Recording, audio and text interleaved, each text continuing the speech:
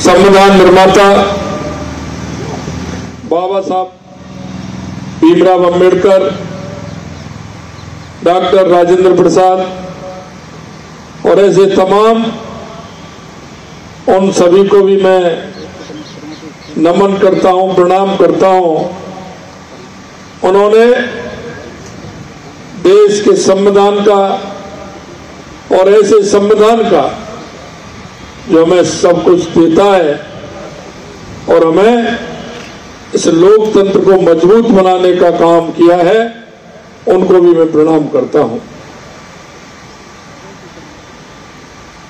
यह अर्ज का विषय है कि राजस्थान सचिवालय कर्मचारी संघ इस राष्ट्रीय पर्व को बहुत ही अच्छे आयोजन के साथ मनाता है। इसके लिए मैं आपको, अध्यक्ष जी को, उनकी पूरी कार्यकारिणी को, एक एक कर्मचारी को मैं बहुत बहुत बधाई और साधुवाद देता हूं। ये गणतंत्र दिवस हमारा प्रजातंत्र का महापर्व है। भारत का संविधान हमें मार्गदर्शित भी करता है और हमें विकास की राह पर चलने का रास्ता भी दिखाता है। हमारे इस संविधान में मौलिक अधिकार भी हैं। अधिकारों के साथ साथ हमें कर्तव्य भी हमारे संविधान में है। मैं आपसे निवेदन करना चाहता हूं आज के इस अवसर पर, क्योंकि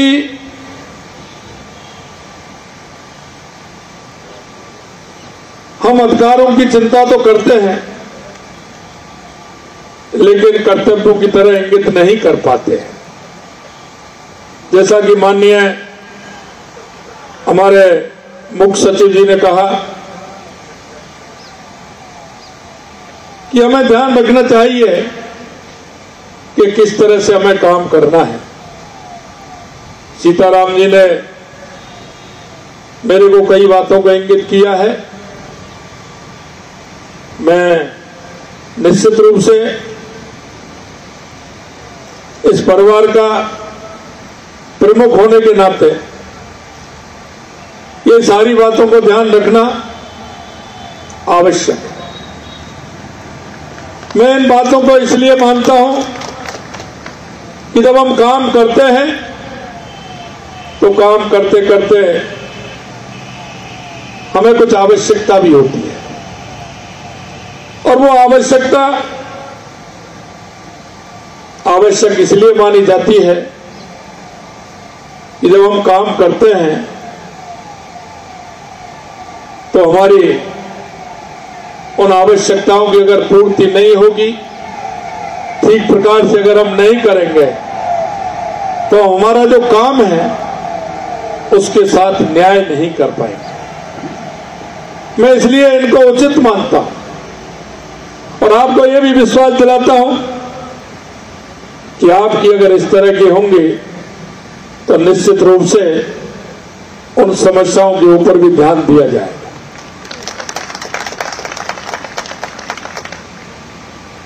मैं हमेशा एक बात कहता हूं कि ईश्वर कहीं ना कहीं किसी ना किसी रूप में हमको निमित्त मात्र भेजते हैं और निमित्त मात्र भेजते हैं और वो हमको इसलिए भेजते हैं कि हमारे माध्यम से कहीं ना कहीं कोई पुण्य कार्य हमसे हो जाए। ये शासन सचिवालय वो केंद्र बिंदु है जो इसकी तरफ राजस्थान की 8 करोड़ जनता देखती है। आप उनमें से सौभाग्यशाली हैं तो इस शासन सचिवालय में आप काम करते हैं, हमारे अधिकारी के रूप में काम करते हैं, चाहे कर्मचारी के रूप में काम करते हैं, क्योंकि इस सचिवालय को यहां रहकर के काम करना नहीं, इस सचिवालय की ओर देखना भी वो अपने आप को सौभाग्यशाली मानते हैं। सचिवालय के अंदर आने में उनका जीवन निकल जाता है, कई लोग इसको देख नहीं पाते। ये हमारी वो केंद्र है ये जहां उनकी भावना इससे जुड़ी हुई होती है, उनकी आशाएं इस शासन सचिवालय से जुड़ी हुई होती है, उनके मन के भाव इस शासन सचिवालय से जुड़े हुए होते हैं। मित्रों, अगर आपके पास कोई आता है तो वो ऐसे नहीं आता, वो आता है तो अभाव में आता है। अगर अभाव में वो आपके पास आता है तो आप भाग्यशाली हैं। अगर वो अभाव के अलावा दूसरा रूप होता है, वो भाव में आता है। अगर आपके पास भाव में आता है तो आप अति सौभाग्यशाली हैं। हमें ये मानना चाहिए कि किसी ना किसी रूप में वो हमारे पास आया है तो हमको किसी ने भेजा है। आपने देखा होगा कई बार आपके पास समस्या लेकर के लोग आते हैं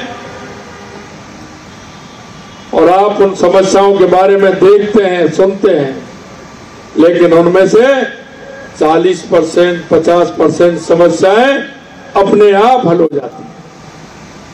कई बार हम देखते हैं, हमारे पास आते हैं, कहते हैं कि ये समस्या है, और उस समस्या के लिए हमने किसी को कहा भी नहीं, लेकिन दूसरे दिन फोन आता है, तीसरे दिन फोन आता है कि भाई साहब आपके लिए धन्यवाद है, मेरा काम हो गया है। और आप मन में विचार करके देखिए, आपके पास भी आता है, क्योंकि आप निमित्त मात्र हैं। उसको जो भेजा है वो सिर्फ आपके लिए इसलिए भेजा है कि वो आपका उस काम का श्रेय आपको देना चाहता है, इसलिए वो काम का श्रेय आपको मिला। मैं आपसे इतना ही कहना चाहता हूं।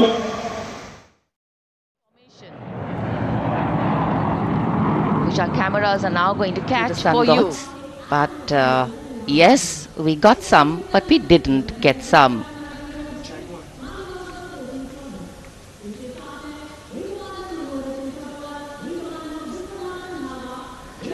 Now we have the Amrit formation, and these are views that you can see of that.